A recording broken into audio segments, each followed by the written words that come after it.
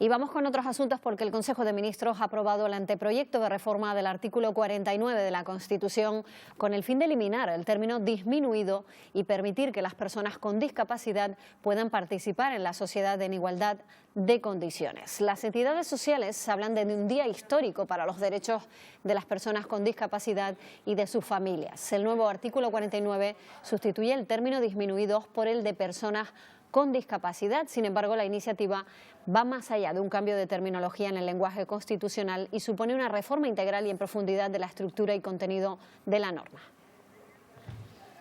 Bueno, pues de esto vamos a hablar con Carmen Laurisica, que es la presidenta de SERMI Canarias. ¿Qué tal? Muy buenos días. Hola, buenos días. Bueno, realmente esto va mucho más allá de simplemente eliminar un término, ¿no? Es más que un gesto lo que representa. Claro, es que perdón, la palabra disminuido en sí mismo debería de estar erradicada del día a día de todos nosotros, ¿no?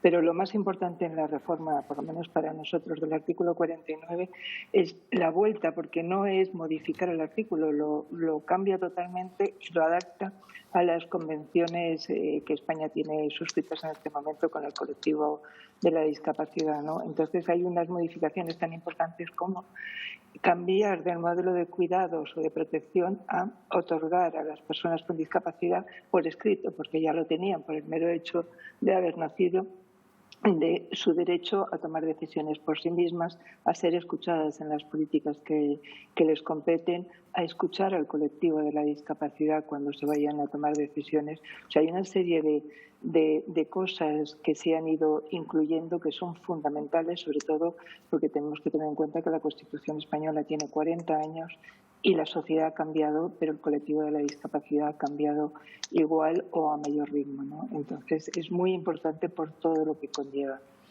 ¿Sienten que de alguna forma se ha hecho justicia? Hombre, todo es modificable y se puede mejorar, obviamente, ¿no? Pero creo que sí que es de justicia, como mínimo, el responder al derecho que tienen las personas con discapacidad a ser llamados como ellas consideran, que en este caso sería persona con discapacidad, y sobre todo a ser escuchadas, porque hemos pasado de una situación en la que las personas con discapacidad eran sujetos de aquellas políticas que podían beneficiarlos, pero más bien sin oírles, sino pensando en siempre de buena voluntad en mejorar sus condiciones de vida, a que es el momento de que nos dejemos de proteger, sino de cuidar y dar los apoyos, cuidar en positivo, escuchando y atendiendo a su derecho a una vida libre, ¿no? Libre y de calidad, porque a mí siempre me comentan que la sociedad ha avanzado mucho, que el mundo de la discapacidad también, pero hay una realidad, que la discapacidad siempre va por detrás. Entonces no nos podemos conformar con ir al mismo ritmo, como mínimo tenemos que ir avanzando poquito a poco y esta modificación del artículo 49 puede ser un buen momento para hablar de todo esto, ¿no?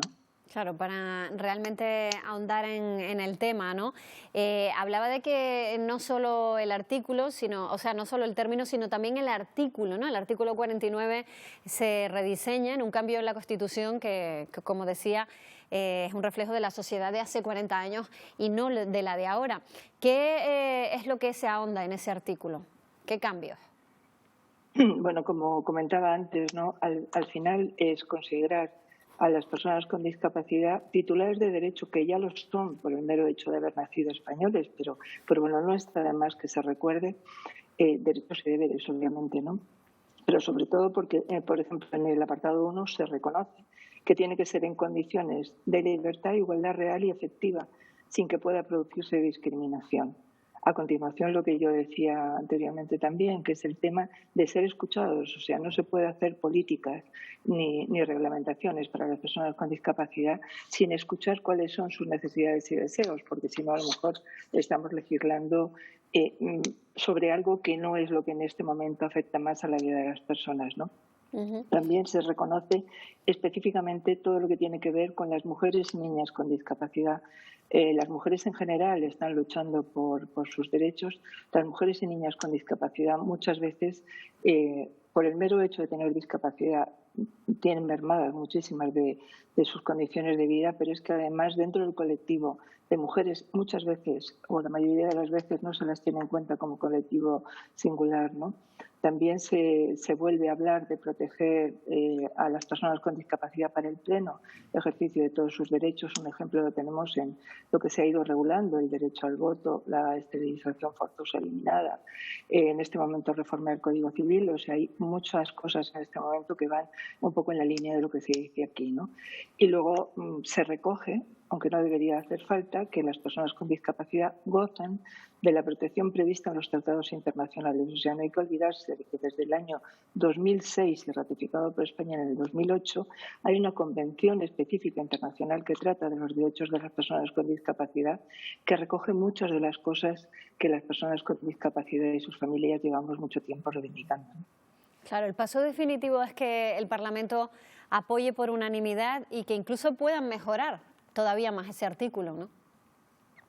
Claro, eso sería lo ideal. O sea, la esperanza, lo decían cuando lo hicieron público la noticia, ¿no? La esperanza es que salga adelante sin problemas. Ya en el 2018 se hizo una iniciativa también, que bueno, fue afectada por el cambio de gobierno, pero si inicialmente estaba propuesta por un modelo de gobierno, ahora la saca otro gobierno y estamos hablando de derechos de personas.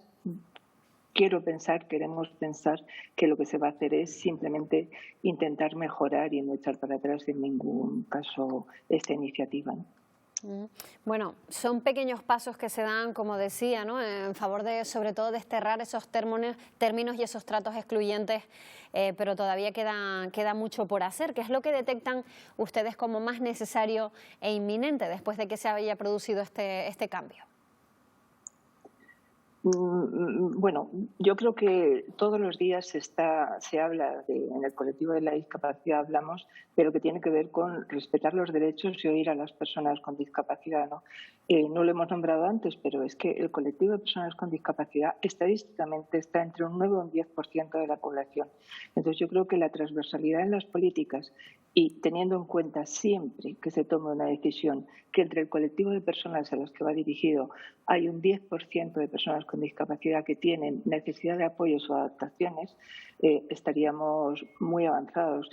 Los términos de accesibilidad, o sea, todo lo que tiene que ver con mejorar para que las personas con discapacidad puedan disfrutar en equidad de las mismas cosas que los demás. O sea, hay muchísimas cosas, ¿no? Pero fundamentalmente que escuchen al colectivo de la discapacidad, que muchas veces se toman decisiones que son incompletas o que de verdad no se aprovecha ese momento puntual para arreglar muchos de los temas que tenemos pendientes. Es innumerable porque la atención temprana, la educación, las personas que están institucionalizadas, o sea, podríamos hablar de una larga lista de cosas, porque no hay que olvidarse de una persona con discapacidad, sea por nacimiento o adquirida, está condicionada a la necesidad de apoyos que tenemos la obligación de prestarles y sus familias, obviamente, durante muchísimos años de su vida, en muchos casos toda su vida, ¿no? Bueno, ya lo hemos dicho en alguna ocasión anterior también, el acceso al mercado laboral y cómo se ha complicado mucho más todavía con la pandemia, ¿no? Así es, o sea, las personas con discapacidad normalmente tienen muchas dificultades para acceder al mercado laboral, pese a las reservas de puestos de trabajo que están garantizadas por la ley. Pero si en situaciones normales las personas con discapacidad tienen dificultades, dentro de ese colectivo las mujeres con discapacidad tienen más dificultades, en tiempos tan complejos como puede ser el que vivimos en este momento, que afecta a toda la sociedad, pues por un lado por la pandemia, por otro lado por las recesiones económicas que conlleva, y luego además porque no hay que olvidarse que el teletrabajo, por ejemplo, puede marcar una condición de dificultad mayor para las personas con discapacidad. Es un colectivo, no todos, pero es un colectivo que puede tener mayores dificultades para adaptarse a este modelo de trabajo, ¿no? Pues Carmen Laurística, muchísimas gracias por su intervención, enhorabuena y ojalá sigamos avanzando y tomemos todos conciencia de que son, pues, un colectivo más, ¿no?, dentro de la sociedad. Muchísimas gracias. Gracias a ustedes. Buenos días.